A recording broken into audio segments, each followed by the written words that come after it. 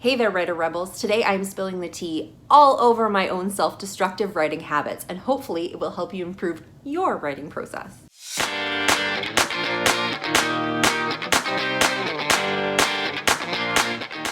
Hey there everyone, it's me, Scarlett, young adult author of dystopian, fairy tale, fantasy, and paranormal novels, as well as the upcoming book Sleepless that will be releasing on May 13th.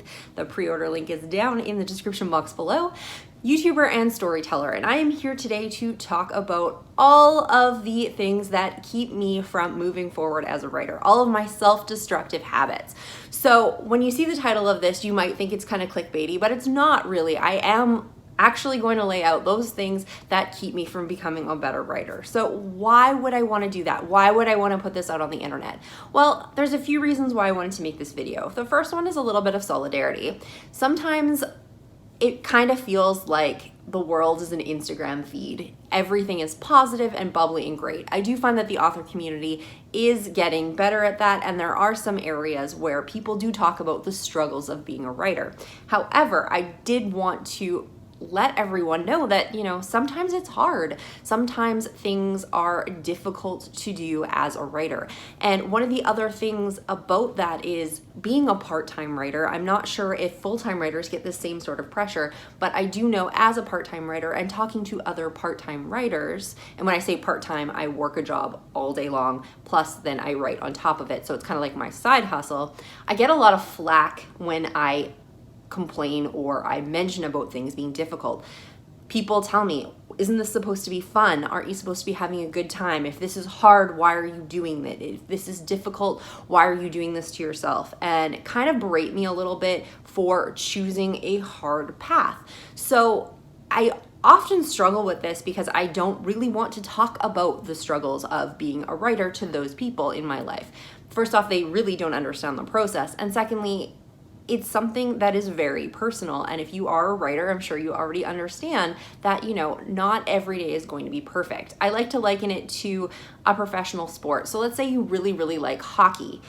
If you want to be a professional and be in the NHL, WHL, NCAA, whatever, then it's going to be hard work. Just because you love the game and you love to skate and all those sorts of things, it also means that you need to get exposure for yourself. You need to work out. You need to hone your skills to get better. These are things that writers need to do too, just a little bit more in a chair as opposed to working on their muscles and such.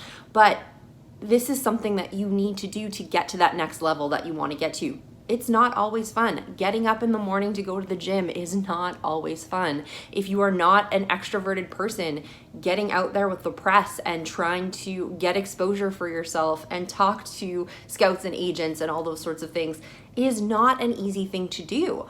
But if this is where you want to go, these are the things you need to do to get there. And it's the same thing for writing. You need to hone your skills. You need to market. You need to do editing and the hard things sometimes. And if you want to get to the level where you are a professional author, then these are some of the hoops you're just going to have to jump through. It doesn't mean that you don't enjoy it and that you don't love what you do and that you don't love writing and the process of creating. It just means that there's parts of the process that suck sometimes, and sometimes they're hard. Even the parts that you like are sometimes hard, and that's going to be okay. The second reason I'm making this video is for recognition, in the sense that sometimes it's really, really hard to tell when we are sabotaging ourselves because we are doing it to ourselves. So we are not fully aware of the impacts of what we're doing or how that's impeding our process. So I find that the best way and the easiest way for me to deal with those self-destructive tendencies is to recognize when I'm doing them. So if you are watching this video and you tend to do some of these things when you are writing or not writing, then maybe this is going to be the way to show you that, hey, there is a better way, and maybe you are sabotaging yourself, and maybe you could find a way around it and move forward with your writing a little bit better instead of internalizing it and taking it all on yourself. This is a very solitary profession. So if you are a writer, sometimes you take a lot of stuff on your shoulders and don't necessarily realize the impact of the things that you're doing or the fact that there could be a way out of it. So hopefully this video is going to be able to help you with those things as well. And the third reason is really, this is just a PSA for me. Once I'm get down on myself, it's really hard to get back out. So hopefully in the future, I can come back and I can watch this video and remind myself that yes, these things do happen. Yes, they happen all the time. And yes, I can get over it and I can move forward and everything's gonna be okay. But before I get started, I would like to thank my subscribers who keep coming back week after week to watch my content. I really, really appreciate all of your views and comments and all that sort of stuff. It's really, really great. It really does help my channel. If you are brand new here, make sure you're hitting that subscription bar and the notification bell below this video so you don't miss any of my content. And if you are new here, make sure you're looking around. I just finished a series on newsletters as well as a ton of other topics that are available on this channel. So take a look around and hopefully you'll like what you see. Also, at any point, if you decide that this video is something worth watching, make sure you're hitting that thumbs up when you're down there below the video with that notification bell and subscription bar. And this does definitely help my channel as it lets YouTube know this is definitely something worth watching. All right, so let's get to that tea and get into my self-destructive habits to help you battle your self-destructive habits. So my first self-destructive habit is I can't do X until I do Y. So in this case, I will avoid doing things in my life because I have a book to write. And it's not necessarily things I don't want to do. So sometimes it is like cleaning my bathroom, doing my taxes, going grocery shopping. But sometimes it's things like I'm not going to watch this Netflix show because I have a book to write. That may sound like a healthy thing to do, getting closer to a deadline, that you're focusing and prioritizing your book. However, I also find myself in situations where I do that and then don't do the writing. And it ends up being this huge spiral of problems because first off, all of those things that I absolutely had to do that I'm putting off because I'm supposed to be writing, even though I'm not writing, aren't gonna get done. And eventually those things are gonna come home to roost and I'm going to be closer to my deadline, have more stress with writing my book and completing my book. Plus now I have all of these things that I had to do. Then on the opposite side of it, I'm having trouble writing because I feel guilt or shame that I'm not getting the things done that I need to get done around my house and within my life. So it's this reverse procrastination, because normally when you think of procrastination, you would be doing all of these other things to avoid writing your book. But I'm almost at a stalemate where I'm avoiding doing these things because I need to write my book, but I'm not writing my book because I have all these things to do. So it's kind of like this battle of odds. And then at the end of the day, I just don't end up doing anything. So I've got no writing done and I've got none of those other things done either. This kind of creeps up now and again, and I realize usually after it's happened that this is something I've done. Sometimes it's just one day and whatever, but sometimes this can drag on for weeks and it actually ends up being really, really stressful and you're not getting any work done.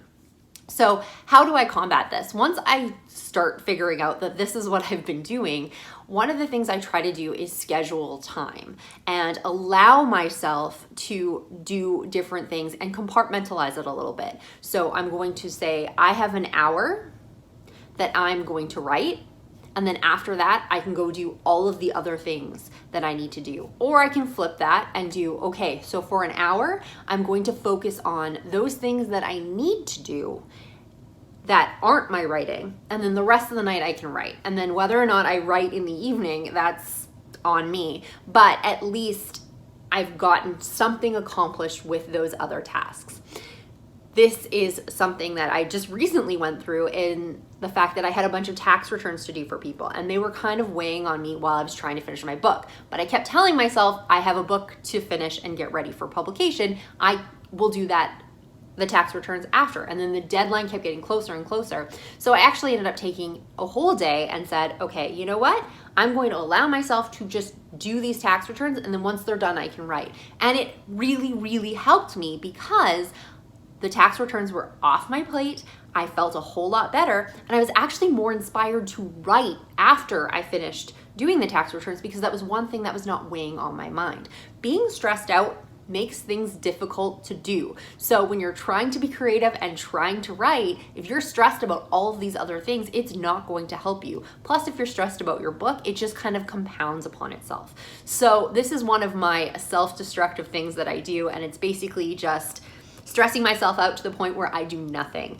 And how I usually try to deal with it is scheduling and trying to make time for all of those things. You can also do this for pleasurable things as well, such as I'm not watching Netflix because I'm trying to finish my book. But if you completely deprive yourself, then you are going to feel just a little bit upset because, you know, you're not getting to do the things you want, and then you're going to get aggravated with your book. If you get aggravated with your book, it's going to be harder for you to write, and it's going to compound upon itself again.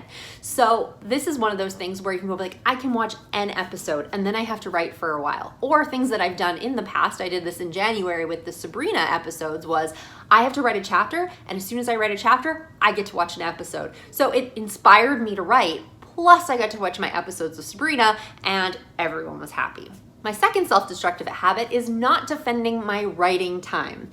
Sometimes this can be difficult if people in your life don't understand what you're working towards or what you're working on. Kind of like the hockey example I gave at the beginning of this video. There are people in your life that do not understand what goes into writing a book, the amount of hours, the amount of creativity and brain power and bandwidth, if you want to go corporate, that you need to put into your book.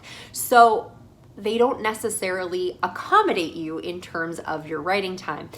And it's not really a fault of anyone else if you haven't told them that that's what you need. Plus, other people in your life just need your time or need things, or there's other things that need to be accomplished that aren't your book.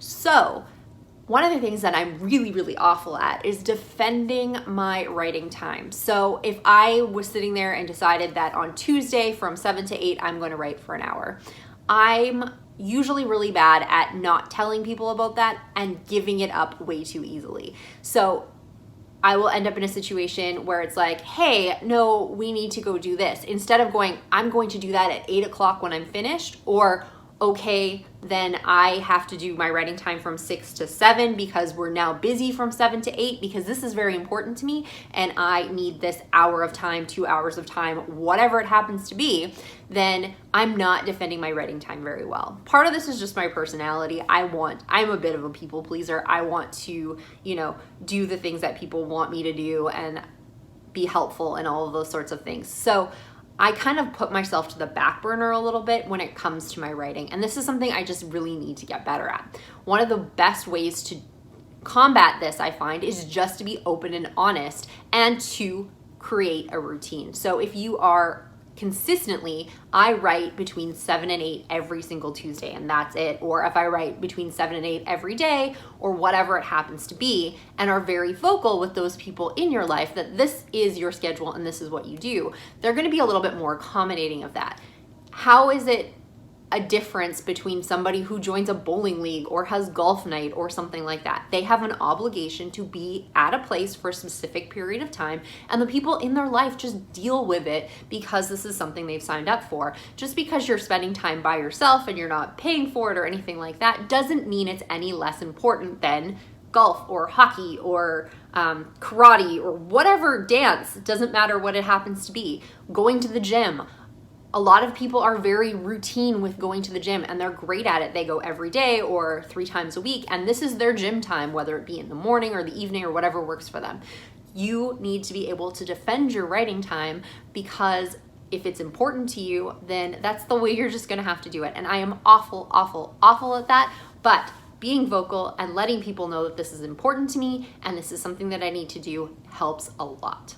My next self-destructive habit is dreaming over doing. So I have big dreams, I have big goals, and there is nothing wrong with that. I encourage everybody to reach for the stars and do whatever it is they want to do. The only problem is when you spend all of that time dreaming instead of doing. This can also look like planning. One of the things you will find very prevalent in the writing community is planning, planners, plotting, all of that lovely stuff.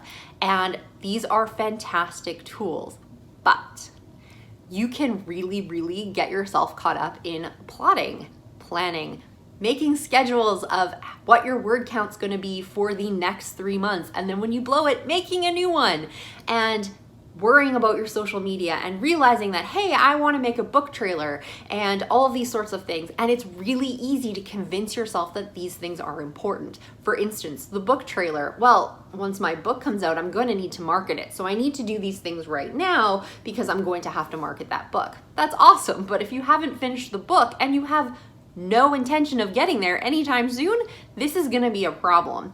However, it's really easy to want to do those things. You can see the finish line. You're picturing the faces of your readers with your book and enjoying it and wanting to, read more of it. I have series planned for the next 5 to 6 years. Have I written them yet? No, I have not.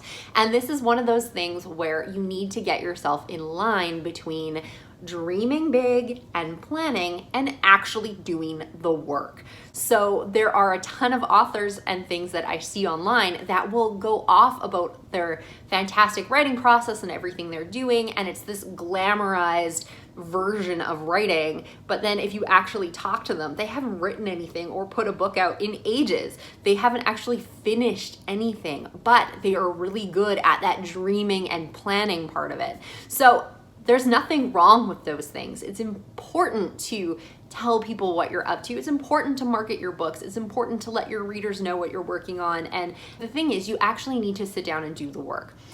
I usually do. I'm pretty good at getting through it, but when I'm struggling with a section of my book, it is really, really easy for me to fall into that trap of finding all of these things that are super duper important that need to be done for me to finish writing that aren't actually writing. This one is really about recognition. You need to know that you're doing that and that you're sacrificing your writing to do these things. And that really is the only thing you can do. However, that's always the hardest part because everything you're doing feels like it's making progress for you. So once you realize that this is something that you've been doing, have yourself do the writing. You can go back to that first tip and schedule yourself the time. Okay, I want to do all these wonderful things. Well, that's great, but I'm going to sit down and write for half an hour. And then I can do what I want. Or on the reverse, I'm going to sit down and plan for an hour, or I'm going to sit down and plot for an hour, and then that's it. And then I have to cut myself off, and then I actually have to do the writing. So by breaking that into pieces, you're at least moving forward on both of them, and you're not depriving yourself of that wonderful, wonderful dream space that pushes you and motivates you to get things done. One of the things that motivates me the most are those big dreams of being this fantastic author that everybody loves and is everybody's favorite author and doing big cons and maybe a movie deal and all that kind of stuff. But I'm never going to get there if I don't do the hard work, which is sometimes the most difficult thing to do. And when you're stuck in your book, this is sometimes the way that you cope with it, the way that you convince yourself that you don't feel awful about this part of the book because you can do this wonderful endorphin inducing dreaming instead of actually figuring out what your problem is. And similar to this, the other thing that I do that is a little bit self-destructive is I set crazy large goals for myself. Again, having goals, there's nothing wrong with it. There is nothing wrong with dreaming big. But if you are holding yourself accountable to goals that are outside of your actual realm of possibility, you're going to stress yourself out. And I do this sometimes as I will decide that I'm going to launch this book and I am going to do these 12 million different things. Except I physically don't have the time, resources, or cash to do these things. So when I start going through it, I get stressed out because I'm not going to be able to finish everything by the deadline that I need to have. I set myself a ridiculous deadline that I can't finish. Oh yeah, I can totally finish writing this 100,000 word book in 2 weeks with a full-time job and 2 children. No problem, I can totally do that. Maybe you can, I can't. But I somehow convince myself sometimes that I can. A lot of this comes down to just being realistic with yourself, realizing your past mistakes of things that did not work so well and why they didn't. When you are finished a process, analyzing how you did and how long it took. Do you know how long it takes to write a book? Well, if it takes you 3 months, yeah, maybe you can shave some time off if you're really, really dedicated, but a weekend probably isn't gonna be for you. So being realistic about those sorts of things. Also, when you're setting your goals in the first place, if they're time related, take out a calendar and actually look at what you have coming up. Do you physically have the time to do this? And know yourself. Do you go to bed at 9 o'clock every night? If you're exhausted by 8:30, don't think you're gonna be working till midnight every day because it's just not gonna happen. So be realistic about your time and what you can devote to your goals and work towards them in a reasonable and stress-free kind of way. And the next one is a biggie. This one I suffer from a lot. And to be honest with you, I have found ways to cope with it, but I have not found a way to get rid of it entirely. This is something that I know a lot of people deal with, and it is imposter syndrome. To me, imposter syndrome is just a pretty way of saying self-doubt. This can creep up at any time. You can actually be super motivated to start writing, and then halfway through, imposter syndrome kicks in and you are done. So this can really, really affect your writing, because if you are doubting who you are as a writer, what you have to offer, your abilities, your skills, all those sorts of things, it's going to be very, very difficult for you to keep writing. This is something that a lot of writers have to push through and have to get through on a regular basis. It can be for various different reasons. You can be doubting the work that you're working on, and maybe you're in your first draft and you've recently been working on a final draft of your last book. Yeah, your first draft is probably gonna look a little less quality than the one you just finished. And sometimes it's hard to get past that. The other thing that comes in also is comparisonitis, which I'm going to talk about a little bit later. And that's where, you're working really hard on a book and then somebody releases something that's, very close in your genre, or somebody is doing better than you. That can really take its toll, and then you feel like you can't live up to that. Oh my God, their cover is so much better than mine. Their story is probably better than mine. I read this book and it's so much better than my writing. I'm never going to be able to get to that level. And that really, really makes it hard to write and zaps your creativity super fast. The other thing is you can actually have imposter syndrome on yourself, in the sense that, maybe you've released your debut book and you put your heart and soul into it, and you're working on your second book or your third book or something like that, and you convince yourself that this book is just not going to be as good as that first book. Nothing is going to be as good as that first book. That's the best book you've ever written, and you're never going to get there again. People aren't going to love it as much as they love that first book. It can be completely about yourself. Trying to get past imposter syndrome is really, really tough. I do find it creeps in usually at certain points of my writing process though. It's usually not at the beginning. It usually comes when I'm either having a really, really hard time with a section, generally somewhere around the middle, and then around the end of my book, the closer I get to publication. So the first thing I usually try to do when imposter syndrome kicks in, and I realize that the imposter syndrome is kicking in, because sometimes you just have a bad day, and that happens, and you wake up and it's a new day and you move forward. But if this is something that's been plaguing you for a while, and you have several days or weeks or months in a row that you're struggling to write because you have this crippling self-doubt or imposter syndrome, then one of the first things I like to do is try and figure out where it's coming from. If it's a hard section that I'm working on, maybe that's my problem. And it's not necessarily the imposter syndrome. It's a matter of I'm not happy with the scene or section of this plot. And I have, on more than one occasion, realized that the reason I have imposter syndrome and the reason I don't think my book is as good as somebody else's is because I'm not actually happy with the book that I'm writing. So if I sit there and analyze those sections, that plot, break it down, spend the time working through it instead of just plowing forward, I will sometimes find that there's a scene or scenes or character that needs to change. And once I go back and change those into an order that I feel is a lot better and a lot stronger, I'm so much better off. The imposter syndrome starts to float away because I'm much happier with this story now. So it's really even not so much that I was dealing with the self-doubt. It's triggering me to know that, hey, you're not happy with your story and there's things that you need to fix, whether you want to or not. And a lot of times that ends up being my issue when it comes in the middle of a story. When it comes towards the end of a story, especially in editing, I am awful at procrastinating my final edits, which is ridiculous because the book is done. I already know how it's gonna go, but getting those last copy edits in for me is always the hardest thing for me to do. Doing the proofreads and stuff, the hardest things for me to do, because I second guess a lot of things and that imposter syndrome starts creeping back in. I think a lot of that has to do with just being really nervous that the book is finally going to be out and that people are going to be able to consume it, have an opinion on it, be publicly opinionated about it, reviews, all those sorts of things. When you're in a creative field, you open yourself up to both positive and negative feedback. So getting close to the end always makes things a little bit more difficult. So for me, this is when my imposter syndrome kicks in, because I start to get nervous about this book that I'm releasing and that it's not going to be as good as my other work or someone else's work, or it's going to get bad reviews. This doesn't help me hit my deadlines. This ends up stressing me out. This ends up me a couple of days before the book is due having to do edits at 2 o'clock in the morning because I didn't just do an hour or 2 hours a day every day like I originally planned back in that dreaming instead of doing phase. So I'm constantly right up against the wire because I let myself get there.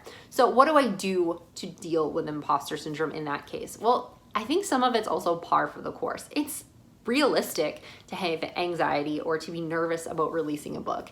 It's a lot of exciting things, but it's also a lot of terrifying things by putting yourself out there. However, if you were getting to the point where it is crippling you in the work that you're doing, then it's moving on from being healthy afraid to self-destructive afraid. And when I get to that point, one of the things that I like to do is I like to talk it out. One of my friends suggested this to me one time, and it totally makes sense. This can be difficult if you do not have a reasonable support group, but I do have a group of writer friends who totally understand, and they're not just sitting in my corner going, it's not a big deal, you're fine, blah, blah, blah. They actually let me talk out what my fears are, what my worries are, and then they're providing reasonable suggestions. Well, you're worried about this book. Why are you worried about this book? Okay, so once I can break down why I'm worried about people reading this book, they can either go, well, you already wrote something like this and everybody loved it, right? Remember that review you had? That was fantastic. Or if you're really worried, just let me read it and I'll let you know what I think. So having a support system to be able to give you that sort of feedback and that sort of help is huge. However, if you don't have one, talking it out can still help. One of the things that you can do when you're getting towards the end of your book is to get excited about it again. If you can find somebody to tell your story to, not necessarily so much what you're worried about, which is a really, really great way to get to the heart of the issue. If you don't have those resources there, just being able to tell somebody about your story, to be excited about it, to get amped up is huge. One of the ways you can do this is call a friend. Talk to your dog and just tell them the story and those things that you're really excited about. If you already have a reader group or you have an audience already, one of the things that I've done in the past is I've gone live, I've gone on video, or I've done, if you're not really comfortable with video, you can do like a blog post or something, just really hyping yourself up about this book and hyping up your audience about this book. That works two ways. First off, now they're going to be pumped about this book coming out, and if you're that close to deadline, they probably already know about it, and it can really help even your sales, because this is probably going to be something from the heart. This is going to be something that, you know, this is why I'm passionate about this story. This is why this means something to me. So that can really help your audience, and it can really help you because it can get you back into that space, even if it's only for a couple of days or a couple of hours or something to move you forward to get your work done. Imposter syndrome is a really, really difficult thing to deal with and can come from time to time and can last for long, long periods if you don't find a way to manage it or at least deal with it or confront it or work through it. So, like I said, I do not have the answer to imposter syndrome, but these are some ways that I cope with it. It hits me quite often. I do tend to get a lot of anxiety when I'm writing my books. So this isn't a shock for me. I usually know it's coming at some point, but it's a matter of what's it gonna look like this time. So if you are dealing with imposter syndrome, try and figure out what triggered it. Is it something that you can fix, like in your story? Is it something that is just natural anxiety and self-doubt about your book? It happens. And what are ways that you can cope with it to make it a little bit easier to at least push you past that point until the book is out or it's out of your hands and you can maybe rest a little bit easier on the fact that it's done and it's out there and there's nothing more you can do. And 3, see if you can find a good support group that's going to be there for you. However, always my suggestion with a good support group is if you expect it from somebody, you better be ready to provide it when they need your help as well. And I mentioned this one briefly already, but comparisonitis. This is a tough one.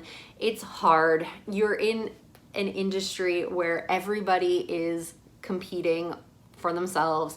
They want to have the best covers, the best editors, the best reviews. They want to have readers, all that kind of stuff. And it is really, really hard to be sitting there and, not get picked for the shared world projects, not get involved in the anthologies if you weren't picked for it or didn't even know where to sign up, if you aren't making a list, if your sales aren't as good as somebody else because you're hearing about them on YouTube or on their blog or whatever, where they're talking about how well they're doing and you don't have those sales.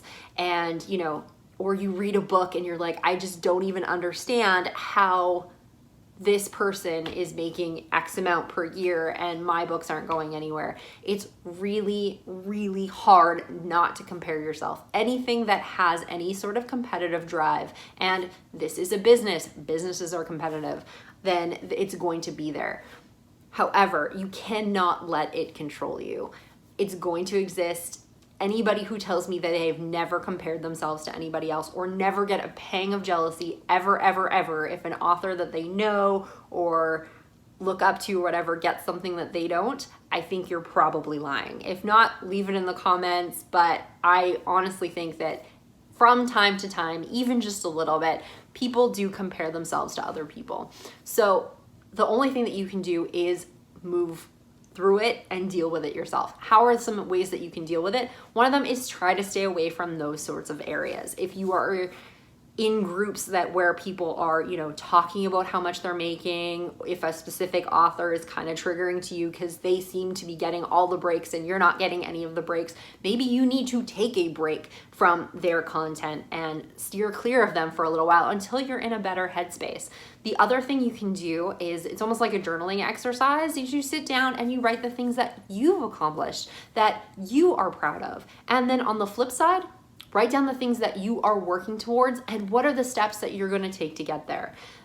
The other problem I see a lot is comparing your beginning to somebody else's middle. Yeah, it looks like somebody is completely taking off, but if they've been writing for 10 more years than you have, that kind of makes sense because they've gone through the same thing that you've done and are finally getting that break that they've worked so hard for. So you do have to remember that a lot of the times people who are getting those breaks did put the work in first. Not always. Some people do get lucky, but very rarely are people really an overnight success, and they had to put in the work somewhere as well. So all you can really do is go back to yourself and figure out what you want, what you've achieved, and be proud of those things that you want to do. You got to keep your head on your own paper, and unfortunately, comparisonitis is going to crop up from time to time. But the other thing you also need to remember is there's probably some author out there who's jealous of what you have and what you've accomplished so far. The fact that you have a book out and they haven't even finished theirs,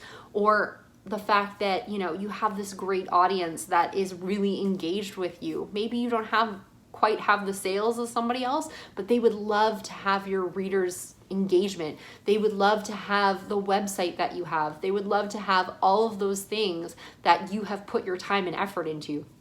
You can't do everything. It's not going to be possible. So be proud of what you have. Try to steer clear of those things that trigger you, and try to be mindful when you are hitting those fantastic milestones to definitely be proud and shout those things from the rooftops. But remember that there's probably somebody sitting in the same place you were a year ago, 3 months ago, 6 months ago, that's feeling the way that you did. And my last self-destructive thing that I do sometimes is that I fall into the rhetoric. So one of the things I mentioned right at the beginning of the video was that author world is getting better at telling it like it is. Things are hard. Your first draft might not be great. It might be great. Some people draft very clean, but generally your first draft's not going to be great. Editing's hard.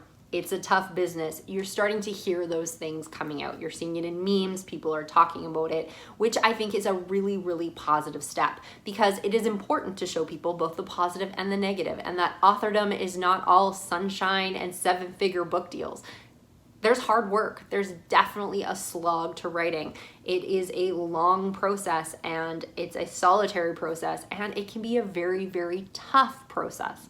However, it is one thing to use that as motivation, and it's another to use that as an excuse.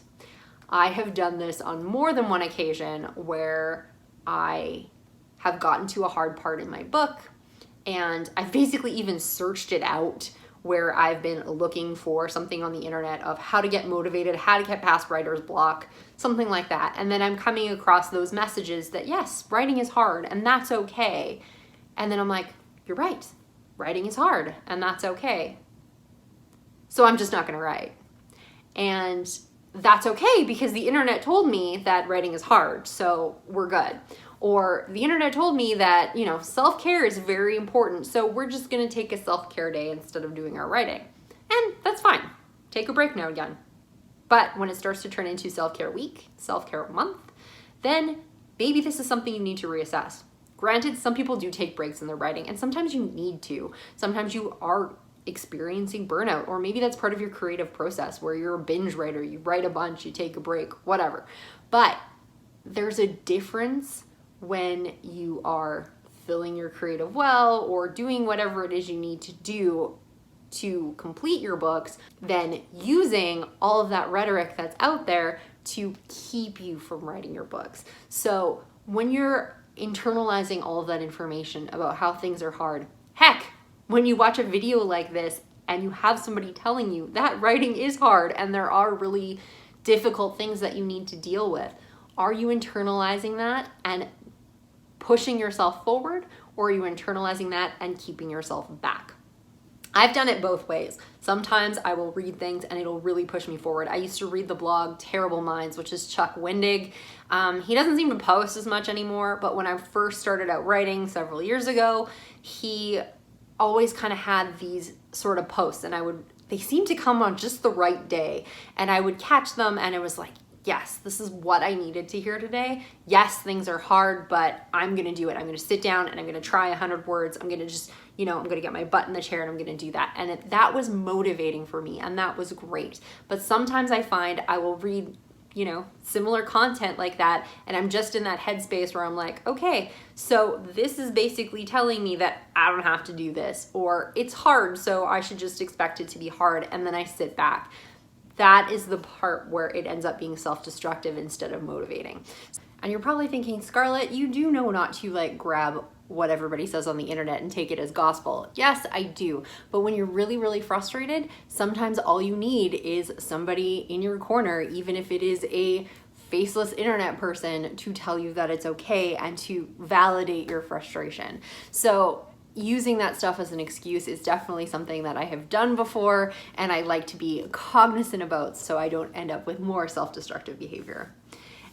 Okay, so hopefully you enjoyed my misery, but these are the things that I find are most self-destructive in my writing process, at least at the moment.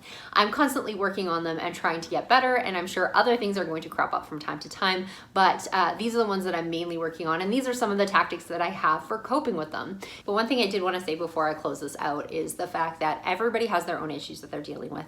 They're going to cope with them in different ways. They all have very different life experiences, and that's going to affect how they are as an author and how they write. So just because this is my experience and these are the things that I do to cope with them, hopefully they're going to be able to help you, but if they aren't, that's not a surprise either, because everyone is different.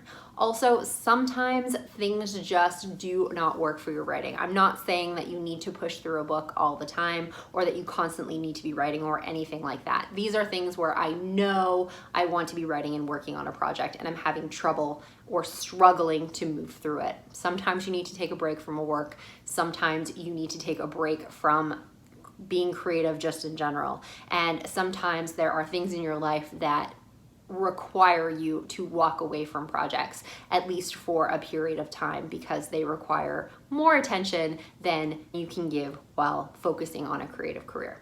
So do not feel that if these are things that you are suffering with, that it is something that you can't deal with or that you're a failure if you do, because everybody has their own issues. I will guarantee you there's probably not one author out there that doesn't have at least one issue that they have with their writing and maintaining their writing schedules. Or on a positive note, if you aren't dealing with any of these issues, good for you, and hopefully that you'll be able to have a long career without ever having any of them plague you. If you have any strategies that you are using to cope with any of these, please leave them in the comments below, as I'd love to hear it. Also, if you're having any other issues or self-destructive problems that you have as an author, let me know in the comments and maybe I can address it in a future video. Thank you so much for watching. I really appreciate everybody coming back week after week. It's really fantastic to hear all of the wonderful comments that everybody keeps making. Thank you so much for watching, and if you have not subscribed to my channel, make sure you're hitting that subscription bar and the notification bell below this video, right by that like button. So whether you're a subscriber or whether you're not, make sure you're hitting that like button to let YouTube know this is something worth watching. Thank you so much for joining me, and I will see you all next week.